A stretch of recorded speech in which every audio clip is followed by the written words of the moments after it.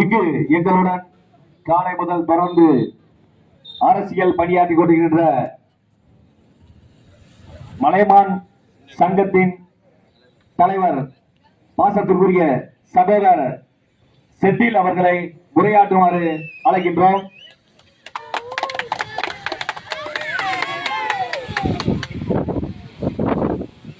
சீரோடு சிறப்போடு நடைபெற்றுக் கொண்டிருக்கக்கூடிய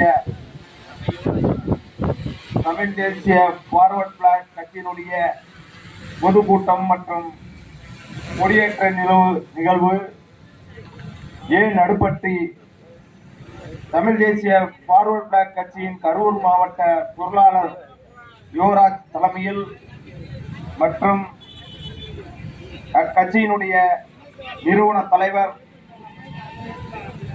உசிலை சிங்கம் வழக்கறிஞர் திரு உசிலை சங்கிலி அவர்கள் முன்னிலையிலும் திண்டுக்கல்லின் மலைக்கோட்டையின் அரசன் பாசத்துக்குரிய அண்ணன் பி வதிலை செல்வம் அவர்கள் முன்னிலையும் மற்றும் அக்கட்சியினுடைய மாநில மாவட்ட ஒன்றிய நிர்வாகிகள் முன்னிலையிலும் இன்றைக்கு புத்தூரில் நடுப்பட்டி என்ற கிராமத்திலே யுவராஜ் தலைமையிலும் இந்த கொடி ஏற்றப்பட்டிருக்கு. இந்த கொடி இந்த விழா பல்வேறு இன்னல்களுக்கு உள்ளாக்கப்பட்டு நம் கட்சியினுடைய பொறுப்பாளர்கள் மிக கடுமையாக போராடி தலைவர்களின் வழிகாட்டுதலின்படி மிக சரியான முறையில் கையாண்டதால் மட்டுமே இவ்விழா இன்றைக்கு சீரோடும் சிறப்போடும் நடந்து கொண்டிருக்கிறது. இதற்காக பணியாற்றிய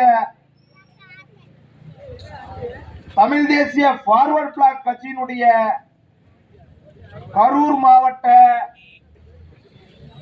மாவட்ட ஒன்றிய கிளைக்கழக மகளிர் அணிகள் அனைவருக்குமே என்னுடைய கரூர் மாவட்ட மலைமான் முன்னேற்ற சங்கத்தின் சார்பாக மனமார்ந்த நன்றியை தெரிவித்துக் கொள்கிறேன்.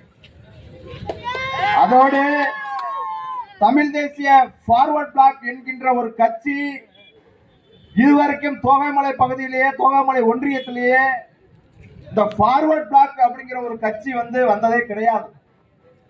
இதுவரைக்கும் வந்ததே கிடையாது. வரலாற்றுல முதல் முறையா தமிழ் தேசிய பார்வர்ட் பிளாக் அப்படிங்கிற ஒரு கட்சி தோகைமலையில நிலைநாட்டிருக்கு. இது ஆரம்ப புள்ளிதான். இன்னும் நிறைய செய்ய மக்கள் பணி செய்ய நாங்க காத்து கொண்டிருக்கிறோம். அதனால நிறைய பேர் சொல்லுவாங்க ஜாதி கட்சி அது எப்படி இப்படின்னு சொல்லிட்டு இருந்தாங்க. நாங்கெல்லாம் அதெல்லாம் உடைச்செறிஞ்சிட்டப்பா. இது ஜாதி கட்சி என்ன யார் சொன்னா? இது பூர்வ தமிழ் குடிகளுடைய கட்சி. இது எம்மதமும் சம்மதம் தமிழ் குடிகள் தமிழ் தேசிய பார்வர்ட் பிளாக் அப்படிங்கறத தான் வச்சிருக்கோம். நம்ம கட்சி நிறுவன தலைவர் மதிப்பிற்குரிய அண்ணன் உசிலை சங்கிலி வச்சிருக்காப்புல. அப்ப இது சாதி கட்சி அப்படிங்கறத கொண்டு போய் திணிக்கிற நீ. அப்ப சாதி பார்க்காம நீ அரசியல் பண்றியா? சாதி பார்த்து தானே எந்த ஏரியாவில் எவன் மெஜாரிட்டியா இருக்கான் அப்படிங்கறத பார்த்து தானே சீட்டு தர்ற. அப்ப ஜாதி இல்லாத அரசியல் வெளியில ஜாதி இல்லாத அரசியல் மாதிரி நம்ம சொல்லிட்டு உள்ளுக்குள்ளார அந்த ஜாதி. அதனால